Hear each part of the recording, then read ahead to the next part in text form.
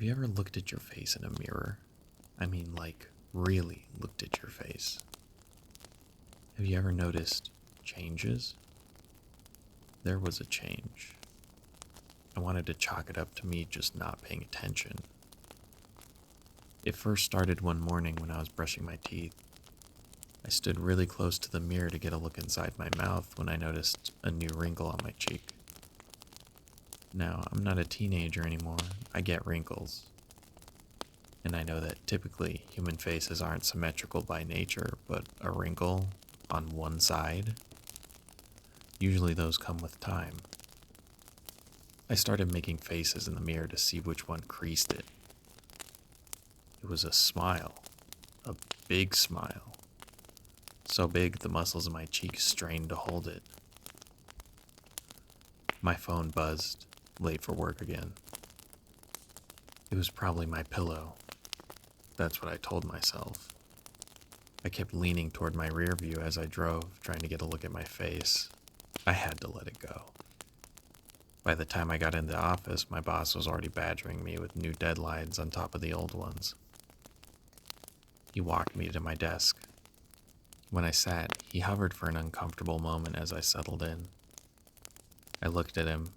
He was staring at my face, his eyes narrowed and brow furrowed.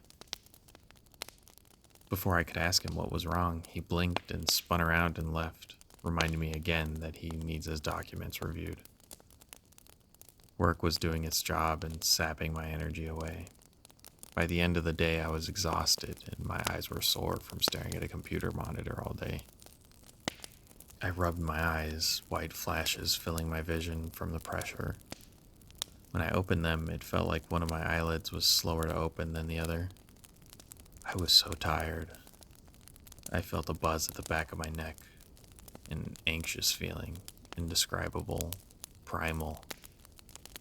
It's that feeling of being watched, but not knowing from where. I stood up at my desk and looked around the office. It was already pretty late, and I was one of the only people left in the building. I scanned the room, cubicle to cubicle, wall to wall. My eyes finally landed on reception. I only barely caught it, and from this far it was only a silhouette. It was my reflection. A mirror on the other end of the room caught me looking. I caught me looking at myself. I stood for a long time, staring at my small reflection. I swear I could see my mouth moving. Heading out, my boss's voice broke over my trance. I jumped. When did I start touching my face? Don't stay too late, he continued. I blinked hard. I could feel the wet sensation of tears at the corners of my eyes. Are you okay? My boss never seemed to stop talking. Yeah, I'm heading out. I started sweeping my belongings into my bag without looking at him. I rushed to my car. I could feel a sharp electric tingle on the back of my neck. The key fob slid from my fingers as I tried to unlock the door. I went down to pick it up, and as soon as I stood, the dark glass of the window caught me.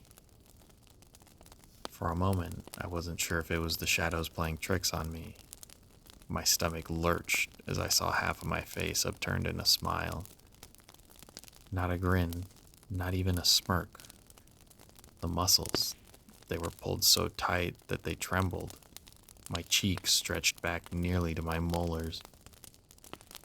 The other half of my face hung slack with a horrified expression growing across it. My hands shook. Everything I was holding hit the pavement as I slammed my palms into my cheeks. My knees buckled and I plummeted into a sitting fetal position. I pressed my face firmly into my hands and my hands into my knees, like I was trying to knead the muscles back into place. My palms were slick.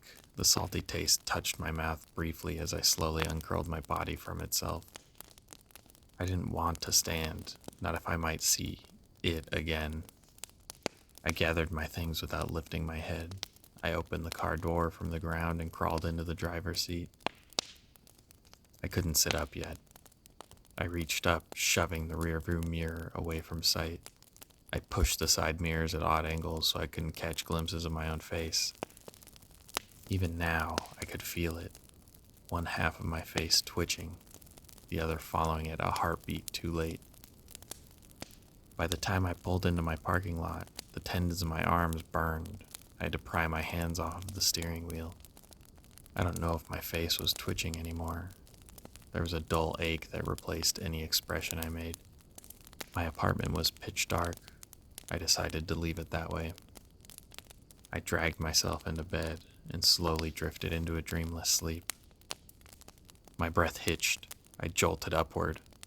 By the time I gained my bearings, my hands were already on my face. Numb. It was like there was nothing there. I dragged my body along the darkened walls of my apartment to the bathroom. I fumbled for the light switch, fingers scraping the wall before the click lit the room.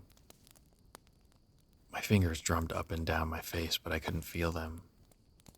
Then, when my eyes finally met with the reflection in the mirror, half of my face was peeled back in terror.